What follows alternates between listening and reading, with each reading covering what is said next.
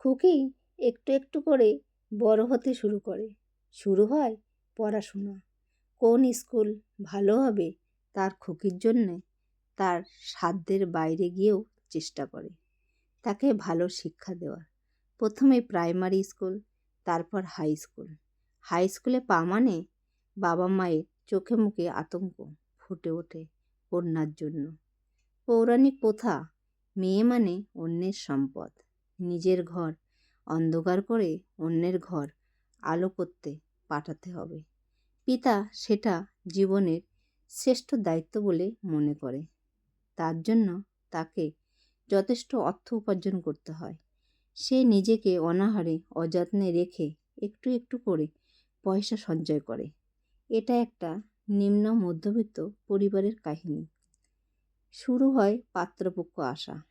আর যদি একটু গ্রামে হয় তাহলে 18 নয় 16তেও মেয়ে বড় হয়ে যায়, বিয়ের যোগ্য হয়ে ওঠে। যে মেয়েটা বিয়ে মানেটাই বোঝে না, একটু সময় পেলে ভাই বোনের সঙ্গে খেলতে থাকে, সেই মেয়েটার বিয়ে। শুনে অবাক হচ্ছেন তাই না বন্ধুরা? আমিও অবাক হয়েছিলাম। ভাবতে পারছিলাম না যে বিয়ের মতো এত বড় সাগরে কিভাবে সাঁতার দেবে, যেখানে প্রতিটি মিনিটে মিনিটে ঢেউয়ের পরিবর্তন হয়। এই ছোট ঢেউ, এই একটু বড় ঢেউ, আবার মাঝে মাঝে বান আসে। আমি কি বলতে চাইলাম আপনারা ঠিকই বুঝেছেন। খুকির পক্ষে এই সব জানা তার সাধ্যের বাইরে। ছেলে যদি সুপাত্র, একটু অবস্থাপন্ন পরিবার হয়, আর যদি চাকরি করে তো কোনো কথাই নেই। পাত্র যদি কন্যার দ্বিগুণ বয়স হয় তাতেও চলবে।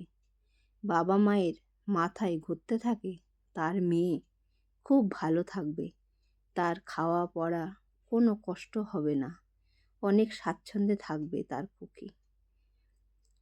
পিতা ভাবে এত অভাবের মধ্যে তার খুকি ছোট বড় কত স্বপ্ন পূরণ করতে পারেনি, এগুলি এবার পূরণ হবে। চাকরি ছেলে, যথেষ্ট অবস্থাপন্ন পরিবার, তার থেকে বেশি আগলে রাখবে তার কন্যাকে। তার সারা জীবনের সঞ্চয় দিয়ে দেয় হাসি মুখে, নিজের ভবিষ্যতের চিন্তা না করে। খুকি কতটা ভালো আছে, কতটা আনন্দে আছে, কতটা সুখে আছে, সে পিতা কোনো দিন জানতে পারে না। কারণ তার খুকি জানে তার পিতা কতটা কষ্ট পাবে শুনলে যে তার মেয়ে কতটা স্বাচ্ছন্দ্যে আছে। খুকি আজও বুঝতে পারে না সে আসলে ওই পরিবারের কে, তার বর্তমান পরিচয়। তাই প্রত্যেক পিতাকে বলবো, জমানো টাকা দিয়ে লোককে খাইয়ে খুশি না করে মেয়েকে এমন কিছু শেখান, সেই শিক্ষা দিয়ে সারা জীবন নিজের দায়িত্ব নিজে নিতে পারে। তবে সমাজ এগাবে, মেয়েরা মাথা উঁচু করে বাঁচবে। আমার অডিও যদি ভালো লাগে আমার পাশে থাকবেন। নমস্কার।